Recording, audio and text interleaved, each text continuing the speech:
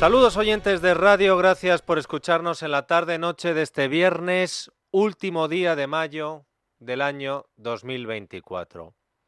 ¿Se acuerdan de la polémica que hemos tenido esta semana con la diferencia entre investigado e imputado a cuenta de la mujer del presidente del gobierno? Bueno, pues en la noticia que hemos conocido esta tarde no hay dudas. La Fiscalía Anticorrupción ha solicitado al juez de la Audiencia Nacional, Ismael Moreno, que cite a declarar como imputados al actual subsecretario del Ministerio de Transportes, Jesús Manuel Gómez García, y al jefe de personal de la empresa pública Adif, Michó Miranda Paniagua. El motivo de esta petición de imputación es la vinculación de estas personas con las presiones ejercidas por la trama del caso Koldo para hacerse con contratos de material sanitario durante la pandemia. De hecho, la UCO encontró correos, abro comillas, reveladores sobre la participación de estos altos cargos con, abro comillas, dependencia directa del exministro entonces José Luis Ábalos.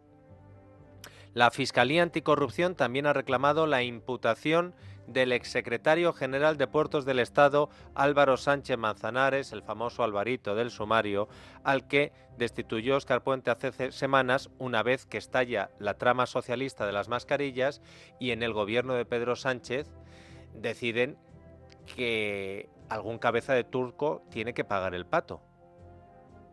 Anticorrupción dice hoy que tanto los informes policiales como los documentos incautados apuntan a que Jesús Manuel Gómez, Michó Miranda y Álvaro Sánchez Manzanares podrían haber ejercido ciertas presiones sobre las personas responsables de los entes que tenían que hacer la adjudicación de los contratos de suministros de mascarillas por parte del Gobierno de España. En el escrito de Anticorrupción también se pide la citación de la exsecretaria de Estado de Transportes y expresidenta de Adif, Isabel Pardo de Vera. De momento, la citación de Pardo de Vera es como testigo. Y hoy mismo, el PP conseguía que Pardo de Vera confesara en la Comisión de Investigación del Senado que el comisionista Víctor de Aldama, que está en todas las salsas, en el caso Koldo, en el caso Begoña, en el caso Delcy, pues que Víctor de Aldama iba con frecuencia al Ministerio de Transportes, que estaban en los pasillos todo el rato, Aldama, Koldo, Koldo y Aldama, que Koldo era muy insistente y muy intenso a la hora de preguntar por determinadas obras del Ministerio de Transportes. Koldo, el chofer de José Luis Ábalos. Y cuando le han preguntado a esta señora si Koldo hablaba en nombre de Ábalos, ¿qué ha dicho? Por supuesto. Koldo era insistente en el sentido de que en el Ministerio de Transportes se organizaba, dada la complejidad en aquel momento de los vuelos para garantizar el suministro. Y era muy insistente porque tenían los aviones, parece ser, preparados y yo tenía que firmar la declaración de emergencia para que esos aviones no volviesen vacíos. Entonces, esa era la insistencia. Koldo era insistente en este tema y en otros muchos. ¿Cuáles eran esos otros muchos temas en los que Koldo era insistente? En todos los que le encomendaba el ministro. Era una persona de carácter, ya es una persona insistente, y de todo lo que le encomendaba el ministro, era un asesor del ministro, de cumplir el trabajo que le encomendaba, supongo. ¿Cómo una persona que el ministerio Ábalos dijo ante esta comisión que apenas conocía, usted la identifica con tanta facilidad? Porque estaba en el ministerio frecuentemente.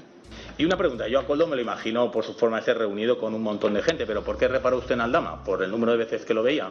No, porque me lo presentaron. Yo no sabía ni qué funciones tenía Aldama, ni qué era Aldama. ¿Lo conocía usted? Sí, que le conocía. ¿Y de qué se conocían ustedes? ¿Cómo se lo presentaron? ¿Nos lo podría contar, por favor? Ya le dije, estaba en el ministerio y un día que estaba por allí, no sé con quién, alguien me lo presentó, creo que fue Coldo. Y entonces a partir de ahí usted lo vio varias veces en el ministerio.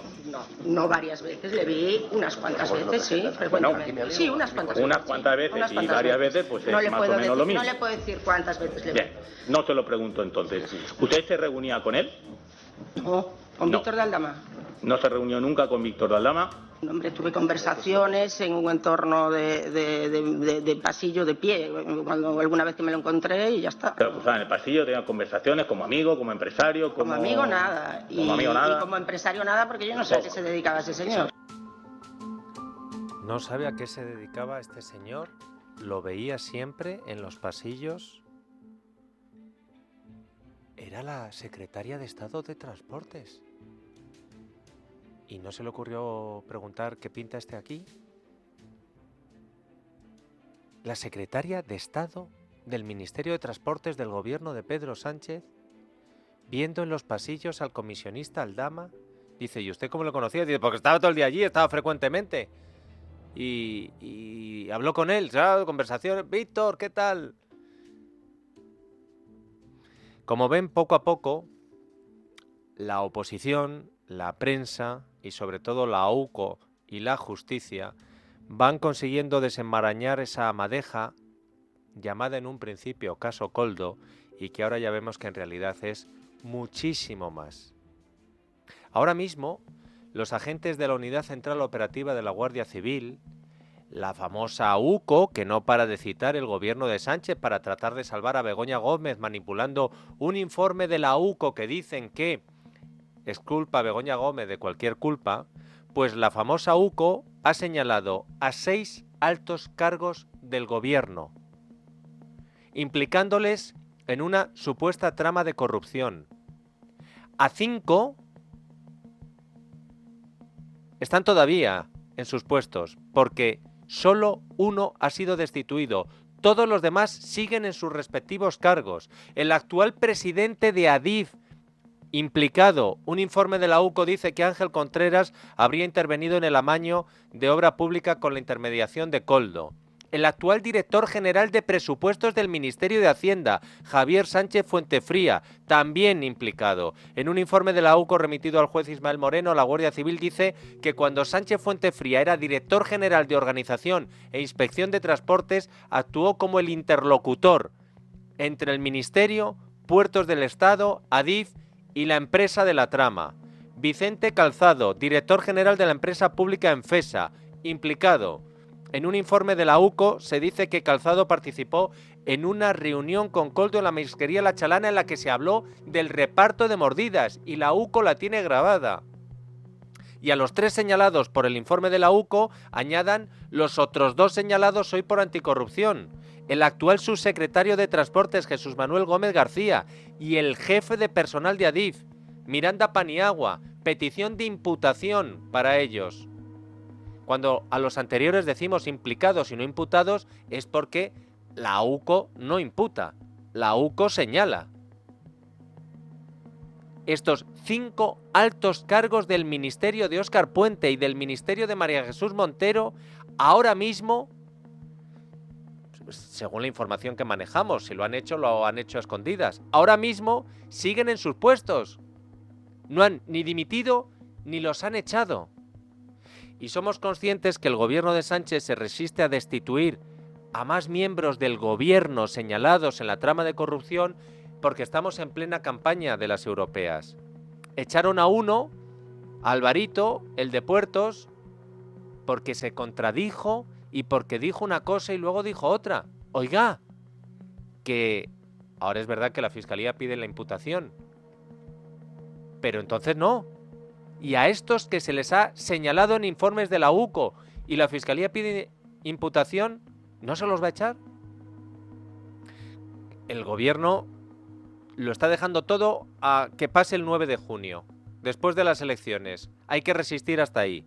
Por eso suponemos que desde ya mismo, no solo el PP, también Vox, empezarán a ejercer la presión para que los señalados por la UCO y por la Fiscalía Anticorrupción por supuesta corrupción Dejen de tener sus manos encima del dinero público de todos los españoles y en su despacho las pruebas que podrían hacer desaparecer. Que siguen en sus puestos. Y ojo que puestos, presidente de Adif, responsable de presupuestos del Ministerio de Hacienda. No sé. Está bien que el gobierno trate de minimizar daños en la campaña, pero siempre hay un límite. Porque además esto es solo el principio. Muchos nos tememos que la lista de imputados o señalados por la UCO puede ser interminable cuando salte todo esto de la administración Sánchez, del gobierno Sánchez, a los gobiernos regionales del PSOE, que estuvieron también implicados. Hoy, por segunda vez, la expresidenta de Baleares, Francina Armengol, ha tenido que comparecer ante una comisión de investigación por la compra de su gobierno de millones de mascarillas en la trama Koldo. Y como ya hizo en el Congreso de los Diputados, Armengol ha vuelto a salir al paso ante la pregunta de si conocía a Koldo de la siguiente manera. Han escuchado a la secretaria de Estado reconocer, por lo menos Pardo de Vera ha sido sincera en el punto en el que ha dicho: ¿cómo no voy a conocer a Koldo si estaba todo el día allí? ¿Cómo no voy a conocer al comisionista Aldama si estaba todos los días allí? Pues Armengol dice que no descarta que en algún momento conociera a Koldo. Por tanto, como ya he explicado, no recuerdo todas las conversaciones que mantuve hace 4 años y por eso no descarto que entre todas las personas estuviese el señor Koldo García. Lo que les puedo descartar de forma totalmente rotunda es que hablara con aquel señor de contrataciones, con esa empresa. Lo digo de forma tan rotunda porque no lo hice ni con él ni con ninguna otra persona. Ni en cap altra persona. Así que la secretaria de Estado de Transportes en época del escándalo dice que Koldo era tan intenso y tan insistente que como para olvidarse de él. Y Armengol dice que no recuerda todas las conversaciones, por eso no sabe si conoció a Koldo. Eso sí, no se acuerda si habló con Koldo, pero si habló con él no habló de contrataciones. Y es una pena que la actual presidenta del Congreso de los Diputados no pusiera en un documento de Excel sus encuentros con Koldo, porque así podría recordar si habló, no habló, de qué habló con él. Y digo lo del documento de Excel por otra de las noticias que hemos descubierto hoy. Y no dejamos a la UCO, porque la Unidad Central Operativa de la Guardia Civil, como saben, lleva rastreando los correos electrónicos de los 200 dispositivos de la trama del caso Koldo. Bueno, pues hoy sabemos que la UCO ha encontrado un informe privado entre los correos de Koldo García con José Luis Ábalos. ¿Y saben con qué tema estaba relacionado este correo privado? Con la reunión secreta que mantuvo Ábalos, Aldama, Koldo, el comandante de la Guardia Civil, imputado también por esto, con Delcy Rodríguez en el aeropuerto de Barajas. El documento es un documento de Excel que se llama Informe de Impactos Encuentro Ábalos-Delcy enero y febrero XLSX. El informe afecta a la reunión de Delcy Rodríguez en enero de 2020 y ha aparecido en una cadena de correos que termina con un email enviado a Koldo García el 24 de abril de 2020. Así consta la documentación de la UCO a la que ha tenido acceso el Confidencial. Lo curioso es que en esta cadena de correos en la que aparece el informe privado sobre la noche de Delcy, el último remitente de la cadena de correos es Alvarito. Álvaro Sánchez Manzanares, el cabeza de turco, el único que ha pagado el pato de momento el tema Koldo, además de Ábalos, el responsable de puertos del Estado. ¿Y qué pintaba Alvarito? Por cierto, experto jurídico del PSOE. Todo el mundo del PSOE, cuando había dudas jurídicas, porque debe ser una persona brillante, le preguntaban a Sánchez Manzanares: ¿qué pinta en lo de Delcy? ¿O en esta cadena de correos? ¿O es que ya se confundía todo? Y empezabas mandando un correo con lo de Delcy y terminabas hablando de una contratación o un amaño en no sé dónde. El Confidencial ha hablado con fuentes del entorno de Ábalos y dicen que se trata de una comunicación privada sin relación con la causa que investiga la Audiencia Nacional.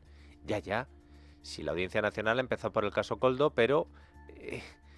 a ver en qué terminamos ahora. Dicen que este Excel analiza el impacto mediático que tuvo la noticia en la prensa y que se elaboró por la preocupación del ministro en torno al alcance de este escándalo. Bueno, como ven, hoy el caso Koldo gana el caso Begoña. Ayer el caso Begoña ganaba el caso Koldo, aunque tengo que decir que hoy gana el caso Koldo por poco, porque en el caso Begoña, fíjense qué novedades tenemos. Saben ustedes que les hemos contado que Begoña Gómez consiguió nada menos que Indra, Google y Telefónica le hicieran gratis una aplicación para su máster en la Universidad Complutense. La mujer del presidente, nos hemos enterado de que va y registra a su nombre en la oficina de patentes el software y que crea una empresa de la que es única accionista y una web para alojar la aplicación. Y Begoña Gómez sabemos que lo hizo sin el conocimiento de la Universidad Complutense, que es la que soltó la pasta. Porque después de que los tres gigantes lo hicieran una parte por la patilla, dijeron, oye, que aquí hay una incompatibilidad, que nos tenemos que ir. Y llegó la Complutense y dijo, pues venga, Deloitte, termíname tú el trabajo. Y va Begoña Gómez y lo registra a su nombre. Bueno, pues hoy Carlos Segovia en El Mundo ha hablado con el vicerrector de Relaciones Institucionales de la Complutense cuando se produjeron los hechos.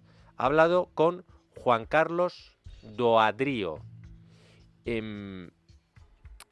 Madrid, Madrid, Madrid. Si me marcho lejos pienso mucho en ti. Por el sabor que tienes tú, por tu sol y por tu luz se me calienta el corazón aquí en Madrid.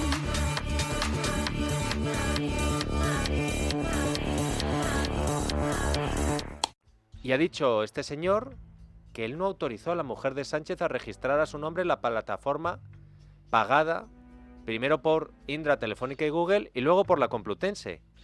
El entonces vicerrector le dijo a Begoña Gómez que el registro de la aplicación ante la oficina de patentes lo tenía que hacer a través de la universidad, porque se había hecho con dinero público. Y Doadrío recuerda haber hablado, lo recuerda, con la mujer del presidente en 2022 sobre este asunto. La noticia del Mundo. El vicerrector le dijo lo siguiente, textualmente: recuerdo que hablamos de ello y también que expliqué cómo había que hacerlo a través de la Complutense, pero ya no supe más. El exvicerrector, que fue la persona que firmó el convenio con Indra, asegura que esto no era una cesión personal a Begoña Gómez, sino una adenda al convenio de creación de la Cátedra para la Transformación Social Competitiva. Indra ha publicado un comunicado en el que dice que su trabajo era para la universidad, no para Begoña Gómez. Y lo mismo han hecho desde Telefónica. Pero la mujer del presidente se lo tomó de otra manera. ¿Dónde está el gobierno para decir que es un bulo? ¿Dónde está el gobierno para decir que no es verdad? Públicamente, que salga Bolaños a decir que no hay una oficina privada en un centro de negocios que es donde está radicada la web, a decir que no es verdad que en la oficina de patentes el nombre que aparece es el de Begoña Gómez y la residencia en Pozuelo de Alarcón de los Sánchez Gómez. También les contamos ayer que el directivo de Google que dio luz verde a esta operación para apoyar por la patilla a Begoña Gómez fue Miguel Escasi, responsable de Relaciones Institucionales y Asuntos Públicos de la compañía, y que pasó del Ministerio de Nada Calviño a este puesto y antes había sido secretario general del PSOE en Chile y Estados Unidos. Esto lo contó el Independiente, notición. Pues hoy el Independiente contraataca y cuenta que Google ha iniciado una investigación interna para aclarar el efecto que ha tenido y que puede tener sobre Google el hecho de que ahora se sepa que gracias a un socialista se ayudó a la mujer del presidente del gobierno por la patilla. Cuenta el Independiente que la investigación está supervisada por la sede central de Google Europa en Dublín. Y claro, ante un panorama como este, en su entorno, no sé yo si las amenazas de sus socios parlamentarios con dejarle colgada la legislatura le preocupan a Sánchez más o menos que la amenaza que supone ahora mismo la UCO, la Fiscalía, el juez y la prensa para su gobierno, su partido, su familia. Aún así les diré que, hombre, siendo el presidente del gobierno, Pedro Sánchez, de una coalición en la que están Junts y Esquerra, a Sánchez le debería preocupar lo que ha pasado hoy con Junts y Esquerra. Porque no han pasado ni 24 horas desde que el gobierno le certifica el regalo de la amnistía a Puigdemont y sus esbirros, y Junts y Esquerra, pues ¿qué han hecho? Pues lo que iban a hacer. Junts de momento ha amenazado hoy que va a dejar caer el gobierno de Sánchez si no sacrifica a Salvador Illa y hace presidente a Carles Puigdemont. Escuchen a Toni Comín. Es más coherente con el acuerdo de Bruselas facilitar, permitir la investidura del presidente Puigdemont que insistir en la investidura del candidato del PSC.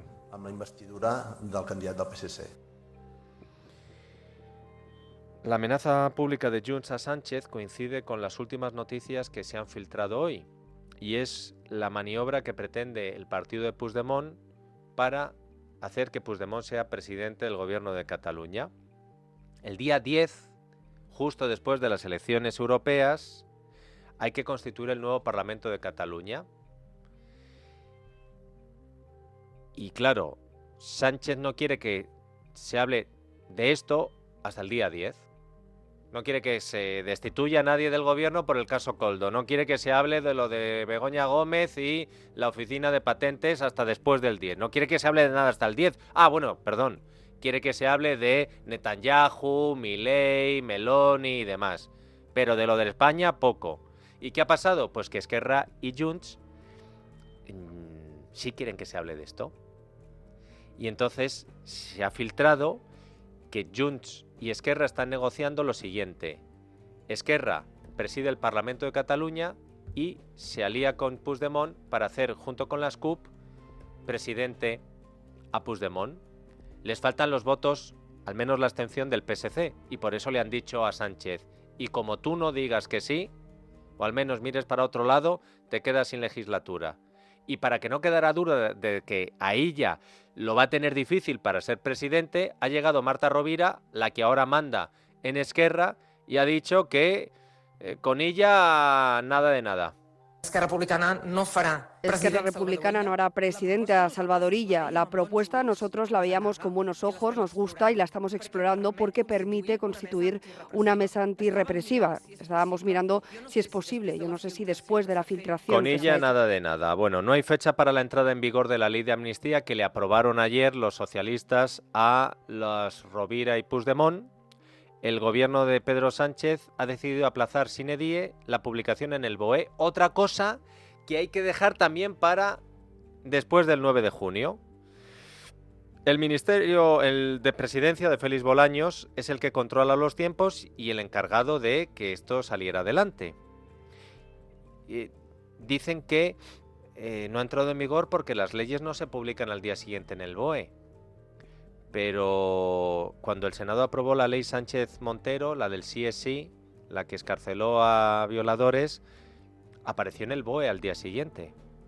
Cuando Sánchez aprobó cargarse sedición y diluir malversación, se publicó en el BOE a las 48 horas. Ahora le preguntan a Félix Bolaños que qué pasa, que cuándo va a publicarse en el BOE y dice esto. A mí me parece una polémica muy menor, porque se están haciendo los trámites y se publicará como todas las leyes cuando toque, cuando se hayan hecho los trámites. Claro, lo que no ha dicho Bolaños es que si el gobierno publica ya en el BOE la ley de amnistía, puede que se presente una cuestión prejudicial en el Tribunal de Justicia de la Unión Europea por parte del Supremo, y esto sea ya otro estacazo más al gobierno por parte de la justicia, y supongo que habría otro estacazo más a la justicia por parte del gobierno, porque hoy este mismo señor, el señor Bolaños, ha dicho que más o menos los fiscales del Supremo, que han dicho que la ley de amnistía es una vergüenza, que están prevaricando, que están haciendo política. En el otro lado, los separatistas están con la mosca detrás de la oreja. Y los abogados de Puigdemont y de Junqueras han exigido al gobierno que publique inmediatamente la ley en el BOE. ¿Qué es esto? Ya es lo que faltaba. O sea, ya es lo que faltaba, jugar con la dilación de cuando lo publico en el BOE. Dicen desde los independentistas que lo están retrasando porque no quieren verse más perjudicados en campaña y en la configuración del Parlamento. Y es verdad. Y claro, a todo esto, ¿qué dice el sanchismo? Porque claro, o sea que ayer aprobamos la ley de amnistía, borramos los delitos de los golpistas, tsunamis, CDRs y demás, somos el Estado de Derecho y la sociedad española los que le tienen que pedir perdón, porque si no hay delito y se les persiguió es que algo se ha hecho mal contra ellos, y después, 24 horas después, el independentismo le habla de hacer un referéndum separatista y de quedarse con el gobierno de Cataluña para desde el gobierno de Cataluña volver a hacer lo del 17. Y ante esto el sanchismo, ¿cómo defiende lo que está haciendo? Pues con una palabra: convivencia. Lo único que hemos hecho ha sido construir convivencia. Creo que es de justicia reconocer aquello que funciona, que se abra la convivencia. La ley de amnistía subraya de una forma definitiva el camino hacia la convivencia en Cataluña. En pos de un acuerdo que tiene un único fin, que es rehabilitar la convivencia en Cataluña. Que la amnistía es una pieza que te facilita garantizar la convivencia. Se ha practicado esa política del reencuentro, mejorar la convivencia entre catalanes. Somos perfectamente conscientes que esas decisiones claramente han mejorado y han beneficiado la convivencia que hoy se respira, se disfruta en Cataluña. ¿Y eso cómo se demuestra? ¿Cómo se demuestra que hoy se respira y se disfruta una mayor convivencia en Cataluña? Pues yo no sé qué datos maneja el gobierno, pero hay un dato que puede ser revelador para saber si en Cataluña las cosas están tan bien, que se lo debemos de agradecer a Pedro Sánchez gracias a la ley de amnistía. Miren, les voy a dar un dato sobre la fuga de empresas de Cataluña o la marcha de empresas de Cataluña. Porque fugarse es cuando lo estás haciendo de una manera ilegal. No, es que las empresas, dentro de su libertad, y el gobierno le prometió, Sánchez le prometió a Puigdemont que iba a frenar esto también en los acuerdos de Bruselas, las empresas deciden si se quedan en un sitio o se van a otro. Si de Cataluña se van a otro sitio de España o incluso al extranjero. En el año 2022, cuando Sánchez decía que la amnistía era inconstitucional, se fueron de Cataluña en todo 2022 218 empresas. En el año 2023, cuando Sánchez decía que la amnistía era inconstitucional y se presentó a las elecciones diciendo que él no haría eso, luego la cosa cambió, se marcharon de Cataluña 128 empresas. ¿Saben cuántas empresas se han marchado de Cataluña en los 3 primeros meses de 2024, periodo en el que se ha aprobado la ley de amnistía, primero vía Congreso, luego la movida en el Senado y luego vuelve al Congreso ayer y se aprueba? ¿Saben, en este proceso de aprobación de la ley de amnistía, en estos 3 meses que empezó a verse que se aprobaba la ley de amnistía de verdad y que se dieron los pasos y que el gobierno lo anunció y que de hecho se inició hasta que ayer se aprobó definitivamente? Pues en el primer trimestre de este año, lo publicaba hoy The Objective, se han marchado de Cataluña 247 empresas. 247. Que a lo mejor quieren respirar una convivencia más saludable, pero fuera de un sitio que parece que lo va a gobernar Puigdemont gracias a Sánchez y gracias a la ley de amnistía.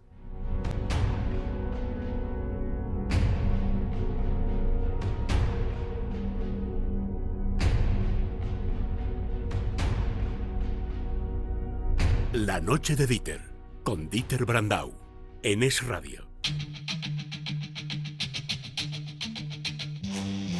Recuerda, Isaac, que luego le pregunté a los cayetanos qué creen que le preocupa ahora mismo más a Sánchez. Las amenazas que le han dicho Puigdemont y Esquerra de que le van a dejar caer la legislatura, o lo de la UCO, la justicia, lo que ha pasado hoy en la comisión del Senado. Enseguida vamos a la tertulia de los cayetanos, pero antes es viernes y hay columna de opinión cultural de Agapito Maestre.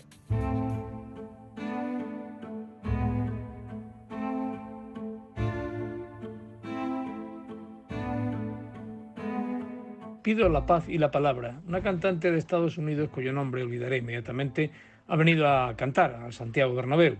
Parece que la chica en cuestión no sabe decir ni hola en español, a pesar de que las grandes rutas, los caminos y las veredas fundamentales de su país fueron construidas por los españoles durante casi 3 siglos y además ayudaron a que su país se independizara de Inglaterra. La actitud de la muchacha es normal, si tenemos en cuenta que vivimos en una época de barbarie, pero por si acaso se arrepiente de su tosquedad, que alguien la acompañe a la sede de la biblioteca de la AECI, detrás del Museo de América de Madrid, tan abandonado últimamente, y le muestre una exposición titulada Tras las huellas de los españoles en Estados Unidos.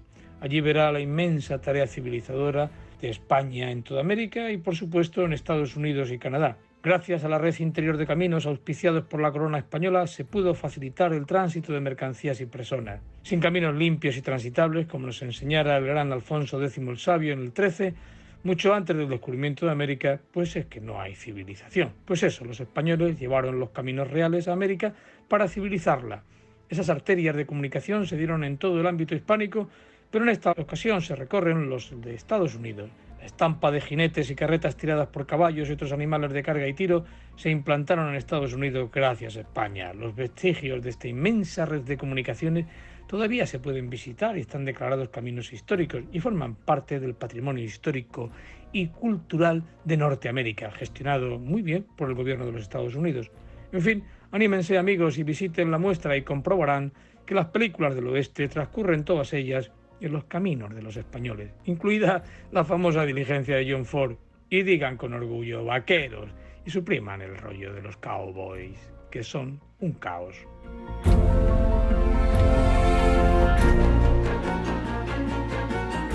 La noche de Dieter, con Dieter Brandau, en Es Radio.